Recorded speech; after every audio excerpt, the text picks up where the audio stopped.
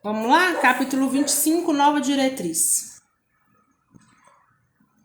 Após internarem Desidério e Elisa em organização hospitalar sob assistência afetuosa, Ernesto e Evelina retornaram na tarde do mesmo dia a São Paulo, desejosos que se achavam de consultar a posição íntima de Vera ante a nova situação.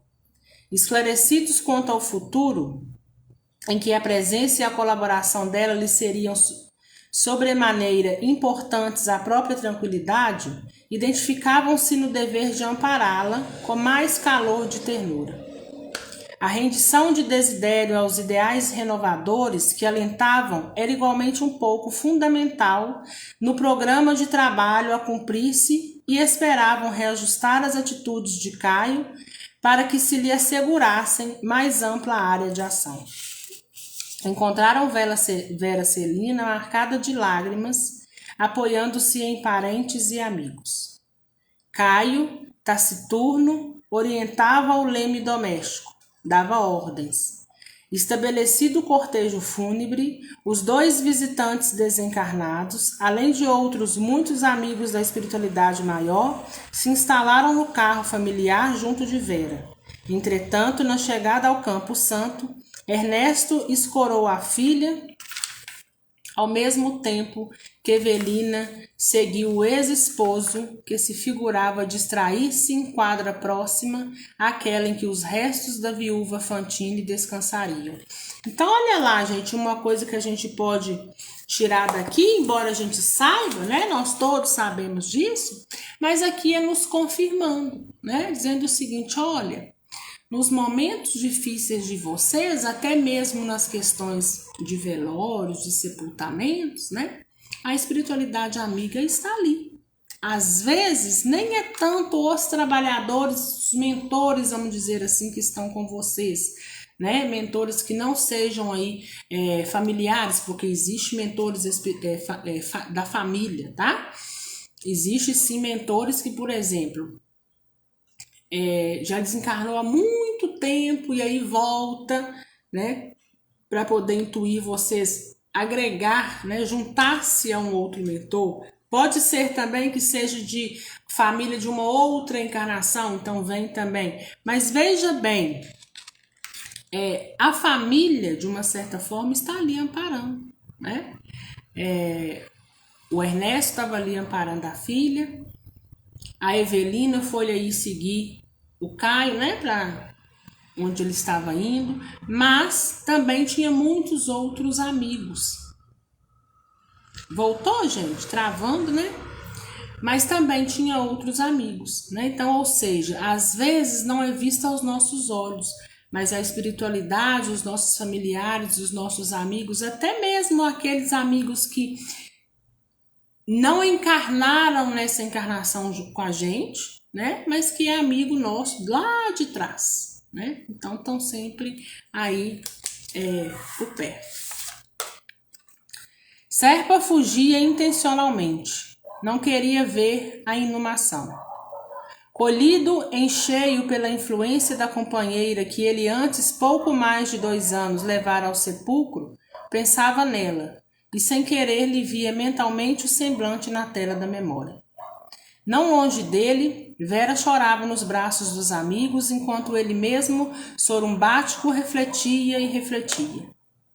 Lembrava-se de que quando deixara a mulher morta em outro cemitério, o da quarta parada, rememorava-lhe a partida, revisava na imaginação os incidentes havidos. Era crepúsculo qual ocorria ali em Vila Mariana, e as mesmas inquirições lhe vinham à cabeça. A vida terminaria em montões de pedras e cinza? Para onde se transfeririam os mortos na hipótese de continuação da existência?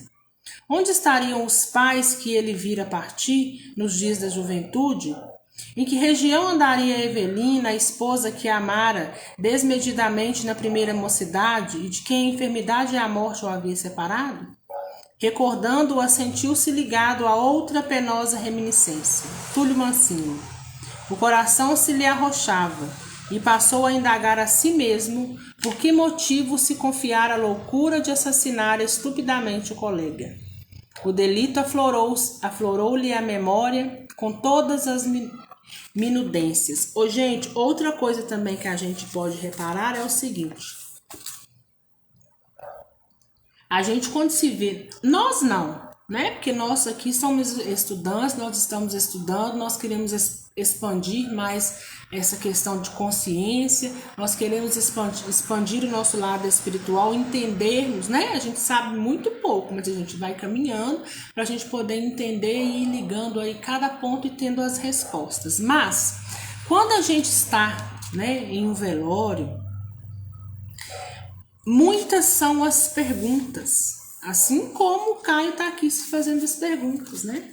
Para onde está cada qual? Para onde a gente vai, né?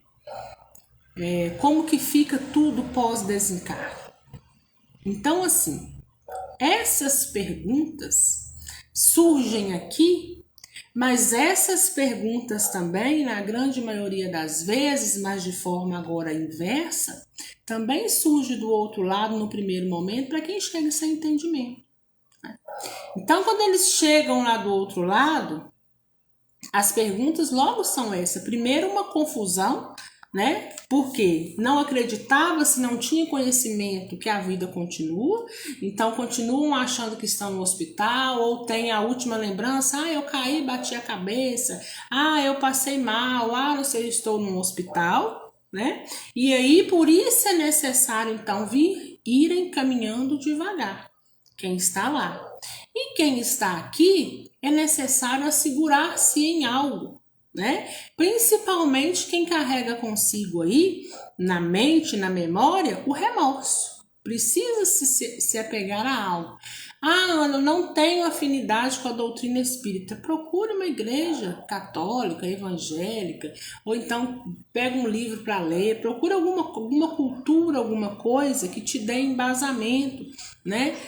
Mas fica firme em Jesus. É isso que eu acho que a palavra certa é essa, né? Porque igrejas, religiões não salvam ninguém, porque Jesus passou pela terra, não deixou religião nenhuma aqui, né? Foi deixado a palavra. Mas tem pessoas que se sentem à vontade indo aí em outras religiões, não tem problema nenhum. A gente precisa e não pode largar das mãos de Jesus. Porque essas perguntas vêm, muitas das vezes muitas pessoas ficam sem respostas, né? E tem pessoas que ficam, de uma certa forma, até depressivas. E não só quem não tem entendimento. Há muitos espíritas também que quando vai estudando, vai conhecendo as coisas, também se deprimem. Mas, na grande maioria das vezes, é porque carregam uma carga ali negativa. E essa carga geralmente se dá aí pelo remorso. Pelo sentimento de ter feito algo, tinha que ter feito algo e não fez. Poderia ter feito diferente e fez de uma forma errônea naquela oportunidade, né? Mas a gente tem que, embora a gente erre, embora o remorso às vezes está em nós, a gente possa carregar esse remorso, né? O que a gente tem que fazer? Entender que a gente não muda o passado, né? E entender que a gente vai fazer diferente de agora em diante. E que aquilo que ficou lá atrás existiu sim consequências, né? E que em algum momento da minha caminhada da eternidade ou não, seja nessa encarnação ou na eternidade, ou quando eu reencarnar novamente, eu vou precisar sanar aquilo para que então eu possa continuar caminhando rumo à classe dos espíritos puros, né? Então, a gente precisa de ter o quê? Jesus como embasamento. Então, a gente vai para onde? Para onde a gente tem afinidade. Que eu não queira frequentar lugar algum, mas que você esteja firme em Jesus, tá? Para quando essas coisas virem, né, a gente encontrar pelo menos resposta, ou se não encontrar resposta, a gente pelo menos entender que precisa ter uma fé viva e raciocinada para a gente conseguir nos manter de pé. Propôs-se alijar as reflexões que lhe assomavam ao cérebro. No entanto, sentia-se incompreensivelmente fisgado ao pretérito. Não podia perceber que Evelina em espírito ali estava, rente a ele, diligenciando acordá-lo para a verdade.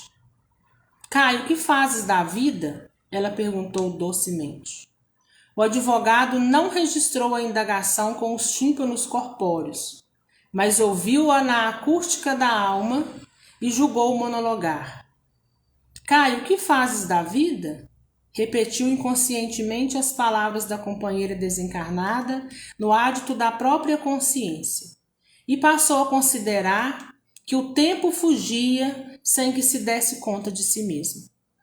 Em que valores permutara o patrimônio das horas? Em que recursos convertia a saúde e o dinheiro?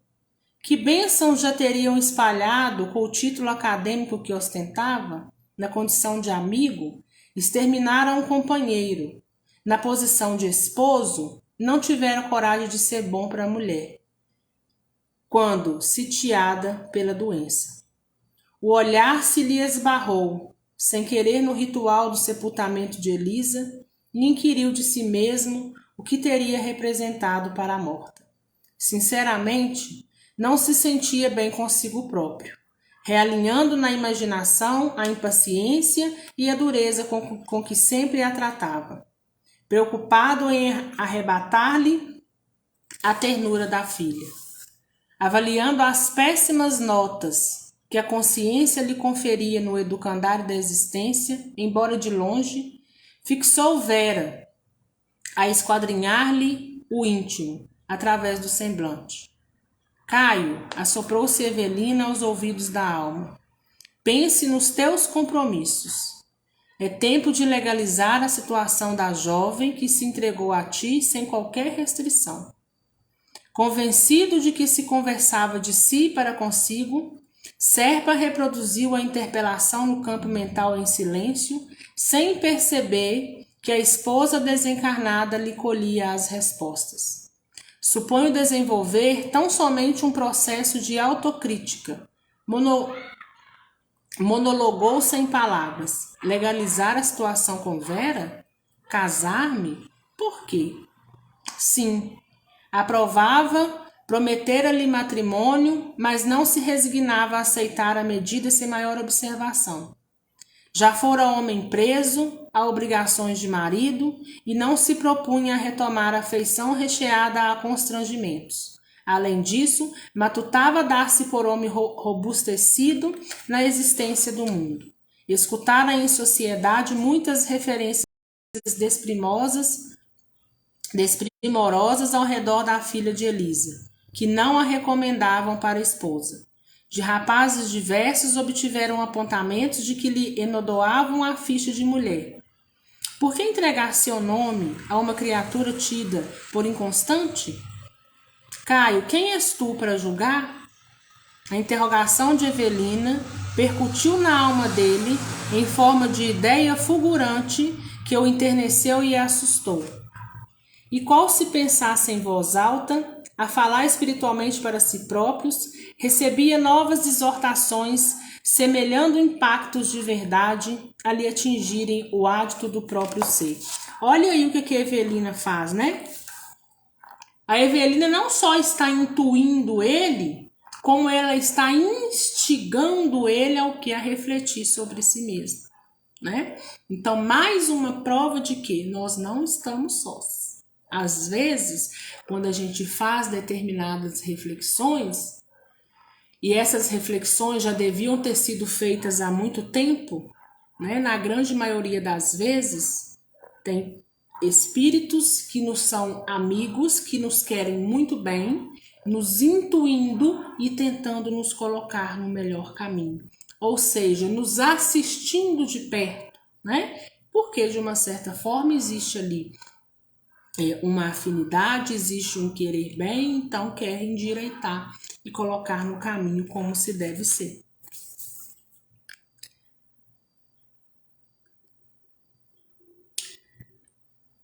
Vamos ver? Caio, quem és tu para julgar? Não és igualmente de ti mesmo, alguém onerado com débitos escabrosos perante a lei? A que título condenar sumariamente uma jovem prejudicada pelos enganos da sua condição de menina moralmente desamparada? Na base das advertências que lhe eram endereçadas, prosseguia-se indagando-se. Seria justo abusar dela agora que se via praticamente só no mundo? Se a desprezasse, para onde iria? E quem era ele, Caio Serpa, senão um homem no rumo da madureza, reclamando a dedicação de alguém para que o comboio da vida se não lhe descarrilhasse? Conhecia ele toda a escala dos prazeres físicos e que lucrara finalmente com isso. Se levava toda manifestação afetiva para o terreno da irresponsabilidade e do abuso? Que recolhera senão cansaço e desilusão das noites barulhentas, cheias de vozes e vazias de sentido? Até ali que lembrasse nunca ajudara ninguém. Sabia ser afável até o ponto em que as circunstâncias não o descontentassem.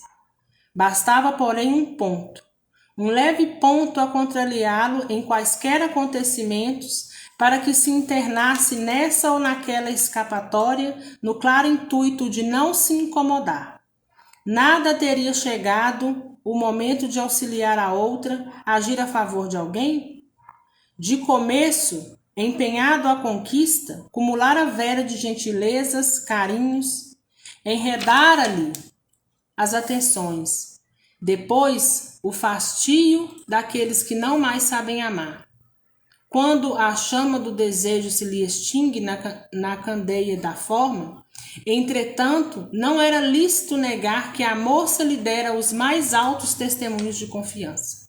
Vera Celina se lhe entregara de todo, e, por fim, não vacilara a humilhar a própria genitora a fim de colocar-lhe nas mãos todos os bens.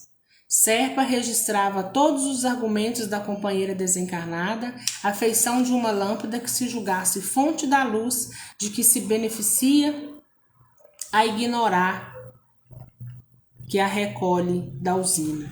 Então, olha aqui, gente, nós falamos um pouquinho sobre isso semana passada, no sentido de que a gente não deve julgar as pessoas, né? Lembra quando a gente falou lá da questão que não importa o que o outro está aqui resgatando, isso não é o mais importante. A gente não tem que dizer, fulano passou por isso, porque ele merecia, porque talvez na outra vida ele foi tal coisa. Nós não podemos dizer isso.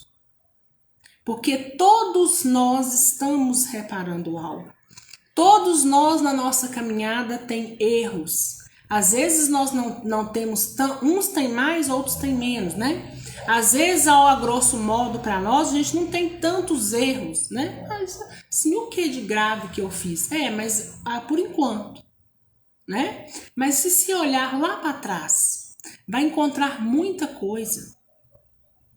Então, um dia também essas respostas vão vir para nós. Né? Um dia, quando nós estivermos diante dos nossos projetos reencarnatórios lá de trás, para a gente poder pegar cada peça do quebra-cabeça e encaixar, a gente vai entender cada coisa que a gente passou e que foi um ato de reparação.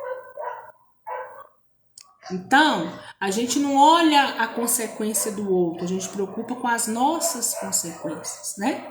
O que eu faço? Qual é a minha conduta hoje? O que, né, eu estou dispensando ao outro? O que eu estou fazendo do meu caminhar?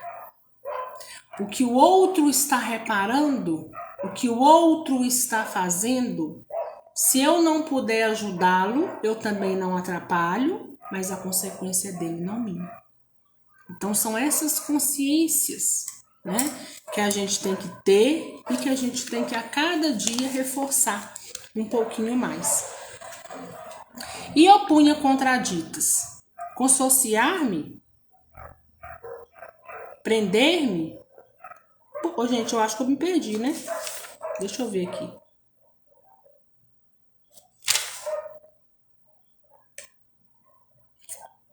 Ou não? Tô certa, Cris?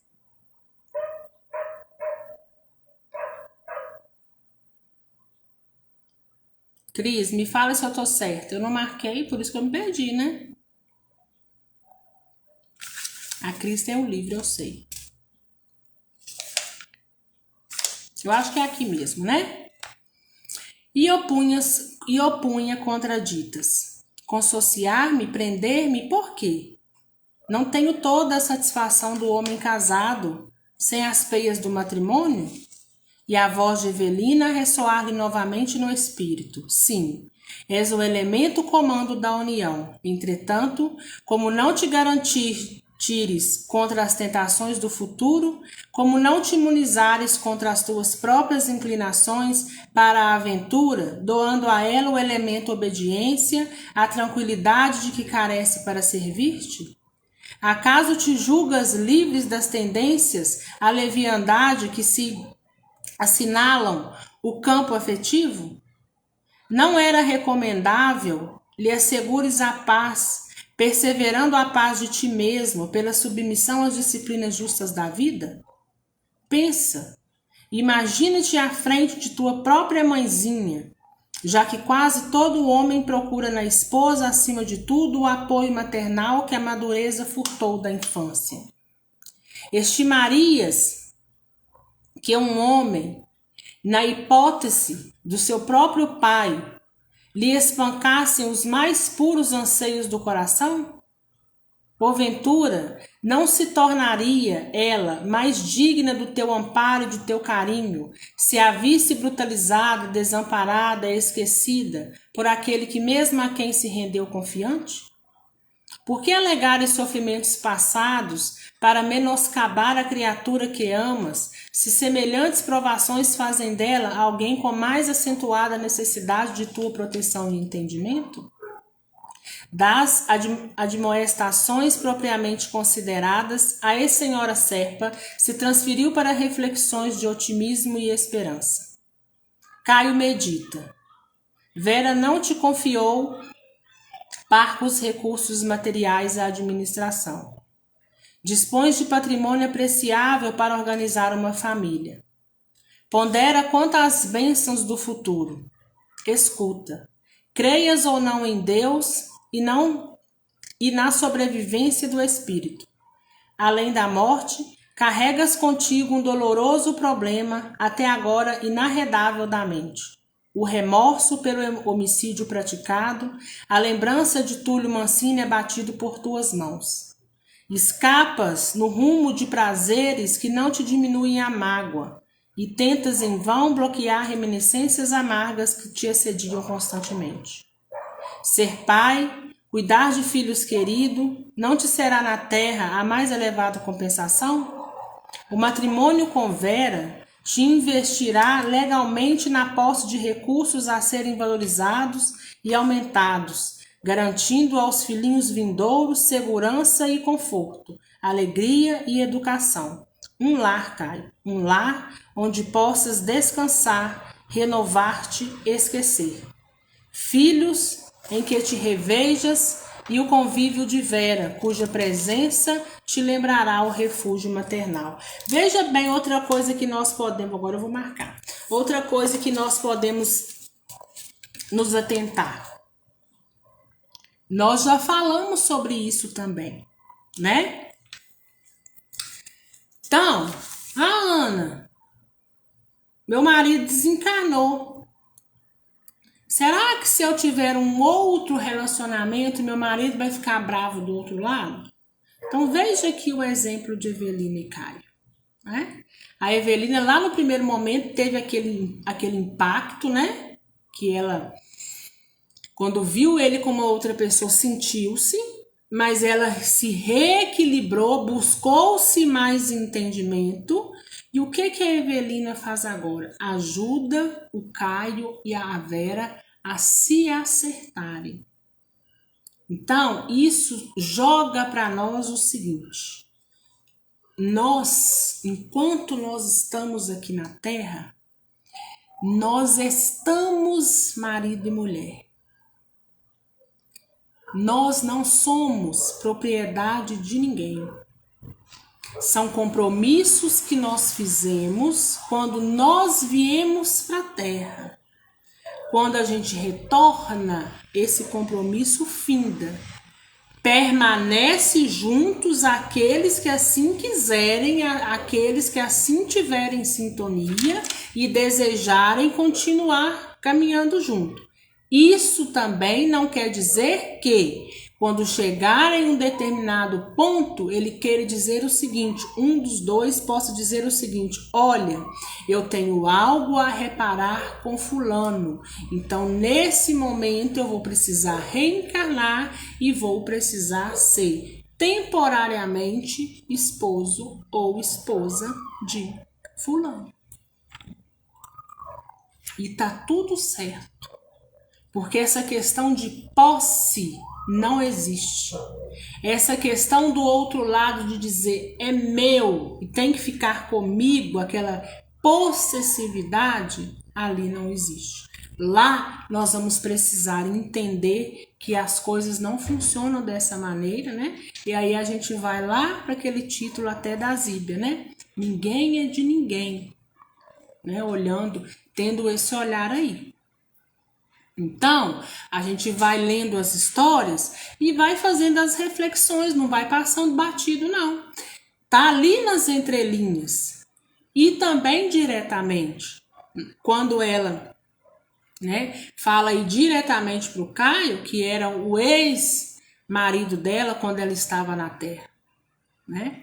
Então, não precisa ficar nessa, a minha vida não vai seguir aqui, porque fulano vai ficar do outro lado, fulano do outro lado tem outro entendimento.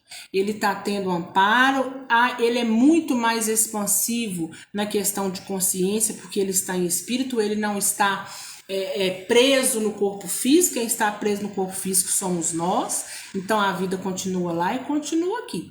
Tendo afinidade, vão se reencontrar, sendo almas gêmeas, vão querer continuar juntos, mas, é igual eu estou dizendo, mesmo sendo almas gêmeas, não achem vocês que vão permanecer com vocês por toda a eternidade e a de eterno. Não, às vezes ele tem algo a reparar lateralmente com alguém e vai precisar unir-se a esse alguém para que então possa sanar aquilo que está na caminhada dele. Porque a gente tem a nossa caminhada com alguém, né? A gente falando aqui na questão do matrimônio, né? A gente tem essa caminhada com alguém, mas a gente também tem a nossa caminhada individual, né? Existe a minha caminhada individual e existe a minha caminhada com o outro, né? E assim com todos os outros seres que a gente vai encontrando pelo caminho e que vai aí tendo noção do que a gente precisa, né, reparar com o outro ou aprender com o outro. Então, mesmo que temporariamente, em algum momento, né, pode sim vir ter uma separação. No caso dessas pessoas, né, que tem muita afinidade, que são almas gêmeas, que caminham mesmo juntos, né, pode ser que em um determinado momento ele solta um pouco da mão para dizer, olha, eu tenho uma missão a fazer com fulano, né? E a gente vai lá para novela Viagem, quem assistiu aí sabe perfeitamente. A esposa do Otávio Jordão, ela tinha como missão, como projeto reencarnatório o quê? Constituir uma família com ele e ter 2 filhos. Mas quando ela volta para o mundo espiritual, né? Não é o Otávio que ela quer permanecer, né? Ela tem uma outra pessoa que ela já era afim de uma outra encarnação. Ah, então essas coisas são perfeitamente possíveis. Diante daquelas santas evocações de paz e ventura que jamais experimentara, pela primeira vez depois de muitos anos, Serpa chorou. Evelina continuava. Sim, Caio, lava o coração na corrente das lágrimas. Chora de esperança de júbilo. Confiemos em Deus e na vida. O sol que hoje se põe voltará amanhã. Contempla estas lousas. Fita os sepulcros à frente, de todos os lados explodem verdura e flor, a dizerem que a morte é ilusão, que a vida é triunfa, bela e eterna. De um outro mundo, os que te amam regozijar-se-ão com os teus gestos de entendimento. Tudo te perdoará. Elisa há de abençoar-te. Coragem.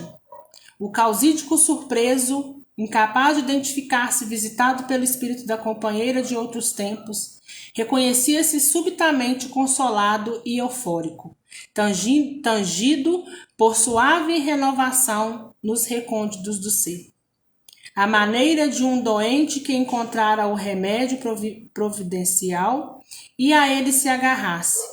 Na sede da própria cura, instintivamente decidiu-se a não perder o precioso momento de exaltação construtiva em que entrara.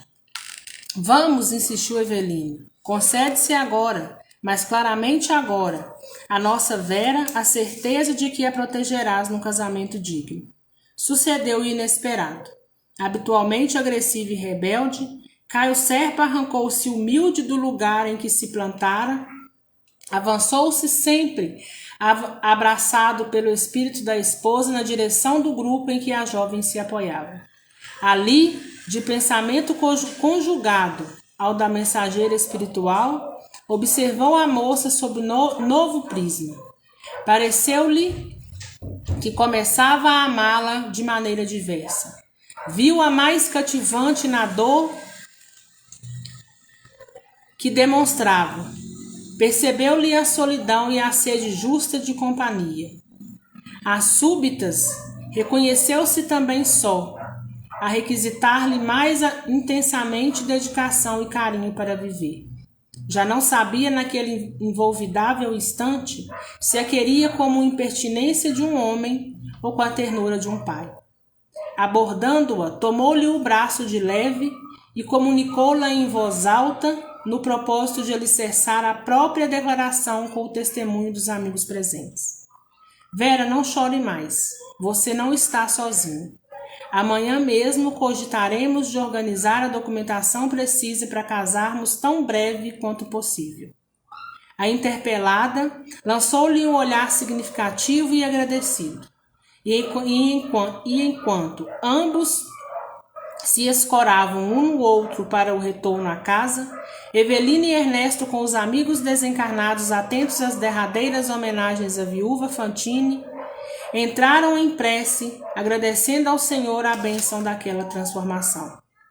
Mas um passo importante estava articulado para o futuro melhor. Caio e Vera levantariam um lar com o amparo divino. Túlio Mancini ressurgiria para a terra no tronco daquele mesmo que lhe subtraíra a existência, satisfazendo-se a lei do amor que determina seja o ódio e a vingança para sempre banidos da obra de Deus. Mais tarde, Elisa se lhes reuniria por filha bem-amada. Caio se reconfortaria, e certamente seria outro homem ao ver-se continuado na posteridade feliz sobre o olhar carinhoso de Vera, que o amava ardentemente. Evelina cismava em tudo isso, incapaz de sofrear o pranto de júbilo. Continuava amando o ex-esposo, porém, noutro nível, e com toda a alma agradecia ao Senhor a existência de Vera Celina, a quem passara a reverenciar e querer bem na condição de protetora cujos serviços se manteriam para ela irresgatáveis. Em transporte de alegria, correu ao encontro dos noivos, e antes que Serpa se aboletasse no automóvel junto da companheira, abraçou-o, reconhecida, e pela primeira vez bradou-lhe ao coração, com a celeste emotividade do amor purificado a labaredas do sofrimento. Caio, meu filho, sê feliz,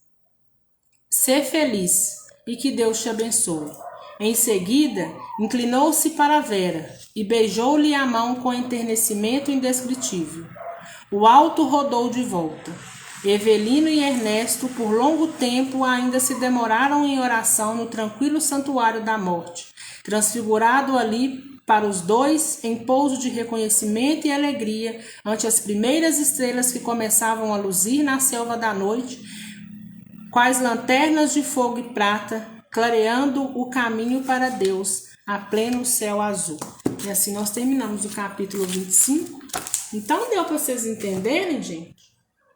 Então assim, a Evelina trabalhando, assim como os nossos entes também trabalham a nosso favor, tentando nos colocar aí no melhor caminho, tentando encaixar as coisas e fazer-nos ver também os nossos erros. Porque Caio, no primeiro momento, mesmo já estando com Vera, o que ele fez foi julgar, né? A julgar pelo passado. Mas ele esquecia. Ele julgava Vera, mas ele também tinha muito o que reparar. Então, às vezes, o ser humano faz muito isso. Julga muito o outro sem olhar para os próprios defeitos, sem olhar para aquilo que precisa mudar. E a gente cai naquilo. A gente tem que olhar para as nossas ações. O que o outro faz é problema do outro. O que é o passado do outro é o passado do outro. O que importa é daqui para frente. Que nós também possamos sempre nos importar com o hoje. Que hoje que a gente sempre possa fazer o melhor. Ontem nós fizemos de um jeito. Hoje nós vamos fazer a mesma coisa de um jeito melhor. Amanhã um pouco melhor. E quando a gente vê, dentro daquele tema, a gente vai estar agindo aí com maestria. Então é isso que Deus espera de nós, que a gente evolua, que a cada passo que a gente dá, que a cada problema que a gente tem, esse problema venha para nos ensinar e que a gente possa estar dando um passo à frente, mais um passo à frente. E quando a gente menos assustar, a gente pode até ter aquele problema novamente, mas nós vamos conseguir passar com exatidão, com firmeza, porque nós já temos todo um conceito e já sabemos lidar com toda aquela situação. Alguma dúvida, gente?